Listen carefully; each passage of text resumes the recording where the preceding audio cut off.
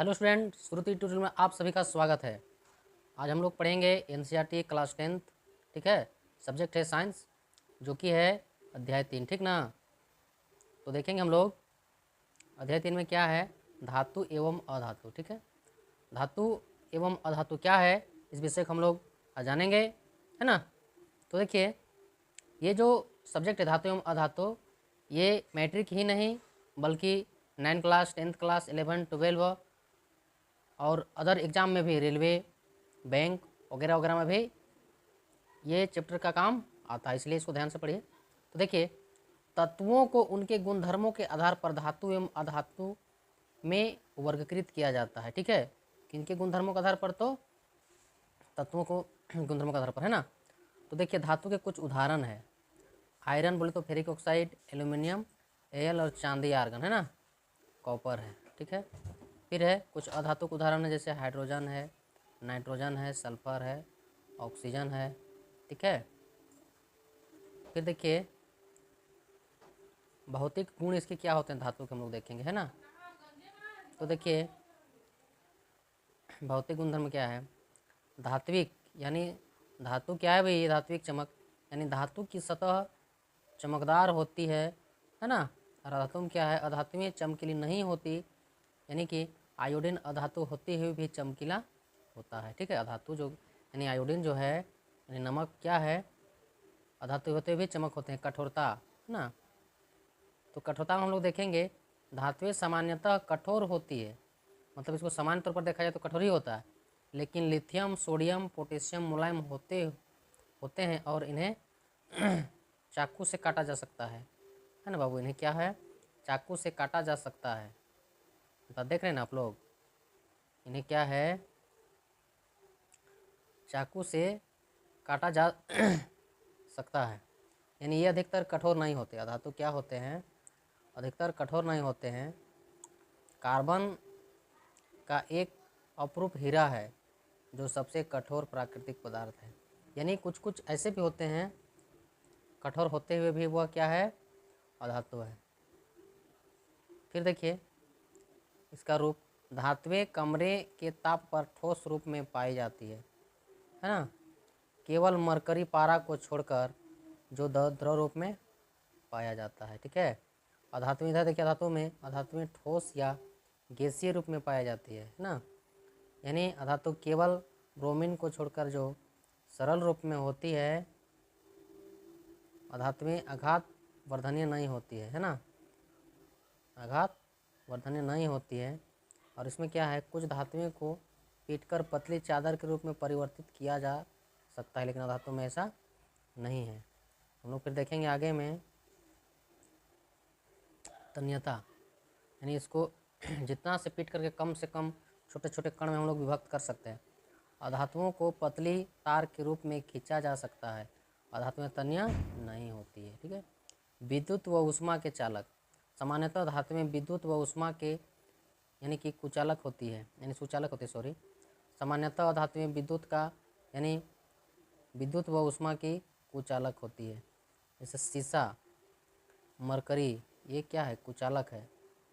ठीक है, और ग्रेफाइट क्या है, ये सुचालक अधातु होते हुए भी, है ना। फिर है इसका घनत्व को देखते हैं। घनत्व में क्या है, सामान्यतः अधिक घनत्व व उच्च गलनांक होता है, घनत्व तो अधिक होता है और गलनांक उच्च होता है। सोडियम एवं पोटेशियम का घनत्व तथा गलनांक कम होता है, सामान्यतः अधातुओं का घनत्व व गलनांक कम होता है। ठीक है, देखिए चीज़ पता है ना, घनत्व बढ़ता है तो उसका द्रव्यमान घटता है, द्रव्यमान बढ़ता है तो उसका घनत्व कम होता है। देखिए, अधातुएं कठोर सतह से टकराने पर आवाज़ पैदा करती है, और अधातुएं ध्वनिक यानी कि नहीं होती है, आवाज़ उतना करता है, थोड़ा बहुत थपड़ थपड़ जिसको बोलते हैं ना, उस तरह से। ऑक्साइड क्या, अधिकतर धातुएं क्षारीय ऑक्साइड बनाती है, जैसे मैग्नीशियम ऑक्साइड। ठीक है, अधातुएं क्या है भाई, अधातुएं अम्लीय ऑक्साइड बनाती है, जैसे SO2, है ना, सल्फर ऑक्साइड। फिर देखिए नेक्स्ट पॉइंट पे, धातुओं के रासायनिक गुणधर्म यानी वायु के साथ अभिक्रिया करता है तो क्या होता है। ठीक है, तो देखिए धातुएं ऑक्सीजन के साथ अभिक्रिया करके धातु ऑक्साइड बनाती है, यानी धातु प्लस ऑक्सीजन, है ना, और उत्पाद में जाके बनता है धातु ऑक्साइड। ठीक है, फिर देखिए उदाहरण में कॉपर और ऑक्सीजन मिला के बना क्या बना है, कॉपर ऑक्साइड। ठीक है, ये 2 और 2 क्या है, संतुलित हुआ है उसका परमाणु संख्या से। अब देखिए ये है आर्गन और ऑक्सीजन, यानी एल्यूमिनियम और ऑक्सीजन मिल करके क्या बना है, एल्यूमिनियम ऑक्साइड। फिर है Mg प्लस O2, यानी दोनों मिलकर बना है मैग्नीशियम ऑक्साइड। ठीक ना, इसी तरह से फिर आगे है धातुएं ऑक्सीजन के साथ अलग अलग तरह से प्रक्रिया करती है। ठीक है, यानी सोडियम और पोटेशियम वायु में आकस्मिक आग पकड़ लेते हैं, जिसे रोकने के लिए इसे केरोसिन के तेल में डुबो कर रखा जाता है। ठीक है, यानी सोडियम को अगर खुला में छोड़ दिया जाए और वो पानी के संपर्क आते ही क्या लग जाता है, उसमें आग लग जाता है। इसीलिए उसको मिट्टी के तेल में यानी केरोसिन के तेल में हमेशा डुबो कर रखा जाता है, ताकि आग नहीं लग सके, है ना, नहीं लग सके। ठीक है, फिर है मैग्नीशियम, एल्यूमिनियम, जिंक और फास्फोरस, यानी वायु के साथ धीरे अभिक्रिया करते हैं इन धातुओं पर ऑक्साइड की परत चढ़ जाती है। यानी फेरिक ऑक्साइड यानी आयरन वायु में गर्म करने पर प्रज्वलित नहीं होता है, लेकिन ज्वाला में लोह चूर्ण डालने पर वह तेजी से जलने लगते हैं। ठीक है, कॉपर भी प्रज्वलित नहीं होता है, लेकिन उस पर काले रंग के कॉपर ऑक्साइड की परत चढ़ जाती है। अब देखें आर्गन में चांदी को देखते हैं, और आयोर यानी कि सोना ऑक्सीजन के साथ अभिक्रिया नहीं करती है, उभयधर्मी ऑक्साइड, है ना। ये क्या है भाई, तो देखिए वे धातु ऑक्साइड जो अम्ल तथा क्षार दोनों से अभिक्रिया करते हैं और लवण जल उत्पन्न करते हैं। उदाहरण के लिए मान लीजिए क्या है, एल्यूमिनियम ऑक्साइड हाइड्रोक्लोराइड ये बनता है। ठीक है, फिर देखिए एल्यूमिनियम ऑक्साइड और हाइड्रोक्लोराइड, यानी इसका उत्पाद में बनता है एल्यूमिनियम क्लोराइड प्लस H2O, जल मिलाया जाता है एल्यूमिनियम ऑक्साइड, ये सोडियम हाइड्रोक्साइड बनता है, फिर सोडियम एल्यूमिनियम प्लस H2O इसमें मिलाया जाता है। ठीक ना, फिर देखिए यानी कि जल के साथ अभिक्रिया करता है तो क्या होता है। ठीक है, तो जल के साथ धातु प्लस जल यानी धातु ऑक्साइड प्लस हाइड्रोजन बन जाता है, धातु ऑक्साइड प्लस जल मिलकर के धातु हाइड्रोक्साइड हो जाता है। ठंडे जल के साथ जब अभिक्रिया होता है तो क्या होता है, ठंडे जल के साथ क्या मिला हुआ है, सोडियम, पोटेशियम और कैल्शियम। ठीक है, केवल भाप के साथ क्रियाशील यानी एल्यूमिनियम, फेरिक ऑक्साइड और जिंक है। ठीक है, और गर्म जल के साथ अभिक्रिया कौन करता है, तो मैग्नीशियम ऑक्साइड करता है ना। देखिए जल के साथ कोई अभिक्रिया नहीं, कौन कौन, ये है Pp, CO और AU और आर्गन। ठीक है, फिर कैल्शियम मैग्नीशियम जल के साथ अभिक्रिया करने पर तैरने लगते हैं, क्योंकि हाइड्रोजन गैस के बुलबुले धातु के साथ चिपक जाते हैं। ठीक ना, उदाहरण के तौर पर देखिए इसको संतुलित करना 10 क्लास में बहुत जरूरी है, इसको सीखना है संतुलित कैसे होता है, उसका परमाणु संख्या इसको वीडियो में बताएंगे हम। देखिए ये क्या है, सोडियम है, फिर जल मिल करके क्या बना है, सोडियम हाइड्रोक्साइड, है ना, अरे H2 यानी हाइड्रोजन 2 मिला हुआ है। फिर है कैल्शियम प्लस जल मिलकर बना है कैल्शियम हाइड्रोक्साइड, फिर 2 इधर जल का परमाणु संख्या 2 तत्व है, मैग्नीशियम ऑक्साइड जल मिल करके मैग्नीशियम हाइड्रोक्साइड, फिर एल्यूमिनियम प्लस H2 और फिर एल्यूमिनियम और इधर 3, इधर है 3Fe प्लस यानी कि Fe यानी कि फेरिक ऑक्साइड, जल मिलकर बना है फेरिक ऑक्साइड, फिर इधर H2। ठीक है, धातुओं की तनु अम्ल के साथ अभिक्रिया, धातु प्लस तनु अम्ल मिलकर लवण प्लस हाइड्रोजन गैस, है ना। फिर नीचे देखते हैं हम लोग, फिर है Fe यानी हाइड्रोक्लोराइड और ये ferric chloride plus H2, magnesium यानी हाइड्रोक्लोराइड प्रति ये का उत्पादन बनता है MgCl यानी कि magnesium chloride plus H2, zinc hydrochloride और जिंक क्लोराइड H2, उसी तरह से ये है ना। देखिए धातुओं के अन्य धातु लवणों के साथ अभिक्रिया। क्या है? धातु लवण विलयन मिल करके बना है लवण विलयन और धातु बना हुआ है। ठीक है, देखिए फिर क्या है? अधिक क्रियाशील धातुएं अपने से कम क्रियाशील धातुओं को उनके यौगिक के विलयन से विस्थापित करती है ना। यह धातुओं की सक्रियता श्रेणी पर आधारित है। सक्रियता श्रेणी है ना, जो हमेशा तत्पर रहता है। वह सूची जिसमें धातुओं को क्रियाशील व अवरोही क्रम में व्यवस्थित करता है। ये कौन क्रम में व्यवस्थित करता है? तो आरोही क्रम। आरोही माने बढ़ते हुए क्रम, और आरोही मतलब क्या होता है? घटते क्रम में, है ना, घटते क्रम में। आरोही का मतलब घटते क्रम में। तो क्या है? देखिए पोटेशियम है, यह है sodium, calcium, magnesium, aluminium, zinc, ferric oxide, इस तरह से ना, इस तरह से आगे तक है। फिर देखिए ये क्या है? सबसे कम अभिक्रियाशील में कौन आया?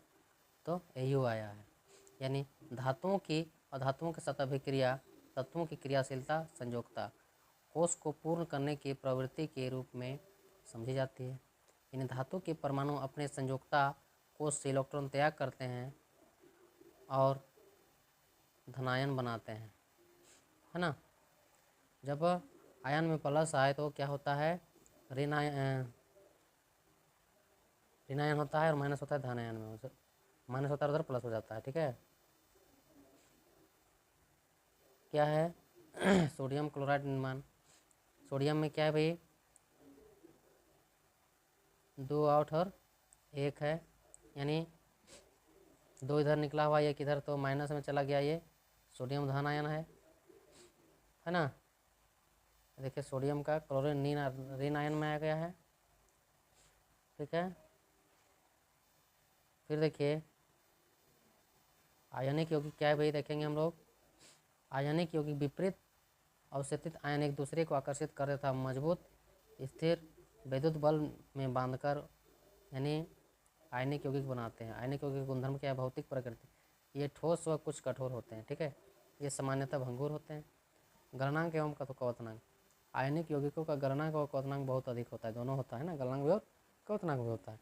घुलनशीलता। आयनिक यौगिक प्रायः जल में घुलनशील और केरोसिन, पेट्रोल जैसे विलायकों के अभिलय होते हैं। विद्युत चालकता। आयनिक यौगिक जलीय विलयन में गलित रूप में विद्युत का चालन करते हैं। ये ठोस रूप में विद्युत का चालन नहीं करते हैं। बात समझ रहे हैं ना। फिर है धातुओं की प्राप्ति यानी धात्विकी।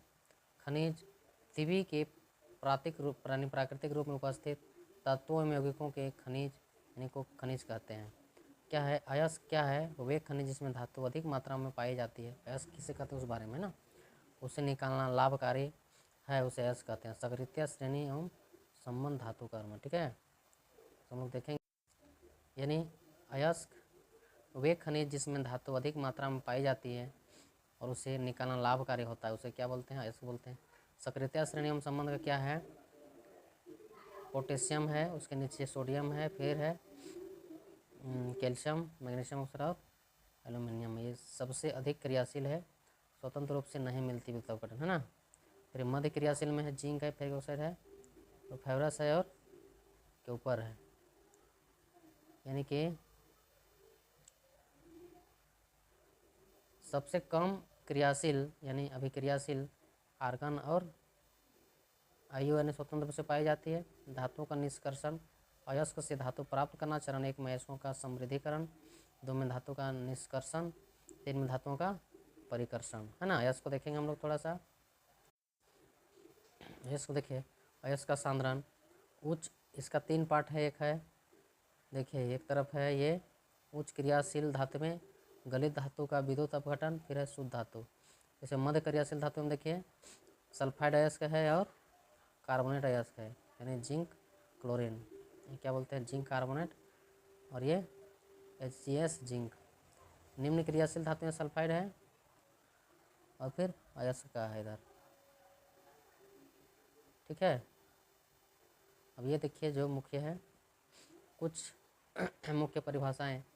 गेंग, पृथ्वी से खनिज अयस्कों में रेत, मिट्टी आदि जैसी कई अशुद्धियाँ पाई जाती है जिन्हें गेंग कहा जाता है। ठीक है, गेंग क्या कहा किसे कहते हैं वो देख लीजिए। भर्जन क्या है भाई, इसको भी जानेंगे।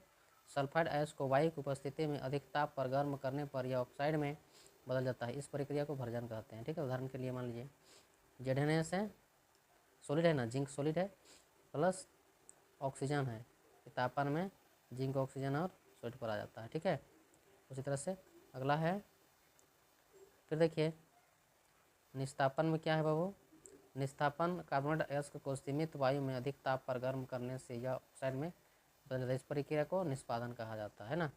जिंक कार्बोनेट तापमान में है, जिंक ऑक्साइड और CO2। ठीक है, अब अपचयन में धातु ऑक्साइड से कार्बन जैसे अपचायक का उपयोग कर धातु की प्राप्ति की जा सकती है। ठीक ना, फिर देखिए इसको देखिए बना लीजिएगा, यह क्या है, कैथोड है, ये एनोड है, जैसे बैटरी सूखा सेल होता है ना, या फिर भीगा सेल में भी होता है एनोड कैथोड। ठीक है, एनोड पर अशुद्ध तांबा और कैथोड पर शुद्ध तांबा डाला हुआ है। फिर है देखिए इसका संक्षारण, धातुएं अपने आसपास अम्ल, आर्द्रता एवं वायु आदि संपर्क में आने पर संचारित हो जाता है। सिल्वर चांदी में वायु में उपस्थित सल्फर के साथ अभिक्रिया कर सिल्वर सल्फाइड बनाता है, जिसके कारण में वस्तु काली हो जाती है। ठीक है, यानी सिल्वर चांदी जो है ना धीरे धीरे क्या अलग कला होता है, नया में तो दिखता है फ्रेश। कॉपर आर्द्र कार्बन डाइऑक्साइड के साथ अभिक्रिया करके हरे रंग का कॉपर कार्बन बनाती है। लोहा क्या है, आर्द्र वायु में लोहे पर भूरे रंग के पदार्थ की परत चढ़ जाती है, जिसे जंग कहते हैं ना, भूरे रंग का नहीं देखते हैं जब जंग चढ़ जाता है तो। संक्षारण सुरक्षा, लोहे की जंग लगने से बचाया जा सकता है। इसको कैसे बचा सकता है, पेंट करके, तेल लगाकर, ग्रीज लगाकर, या सेलोपेन करके, या फिर क्रोमियम लपेट द्वारा, या एनोडीकरण का मिश्र धातु बनाकर, समझ रहे हैं ना। फिर है यह सत लेपन क्या है, लोहे एवं इस्पात को जंग से सुरक्षित रखने के लिए उन पर जस्ते की पतली परत चढ़ाई जाती है, इसे यथ लेपन प्रक्रिया कहते हैं। ठीक है, मिश्र धातु क्या है बाबू, मिश्र धातु दो या दो से अधिक धातुओं या धातुओं के सामंगी मिश्रण होते हैं ना। फिर है आपका लोहा सूक्ष्म मात्रा में कार्बन के मिश्रण के साथ लोहा कठोर प्रबल हो जाता है। इस्पात स्टील, लोहा निकेल और क्रोमियम। पीतल किससे बना हुआ है, तो कॉपर और जिंक मिला होकर के। कांसा है कॉपर टिन, और सोल्डर है लेड और टिन से, है ना। अमलगम मरकरी पारद अन्य तत्वों से मिलकर बना हुआ है। ठीक है, इस तरह से यह चैप्टर समाप्त हो जाता है। सभी को थैंक यू।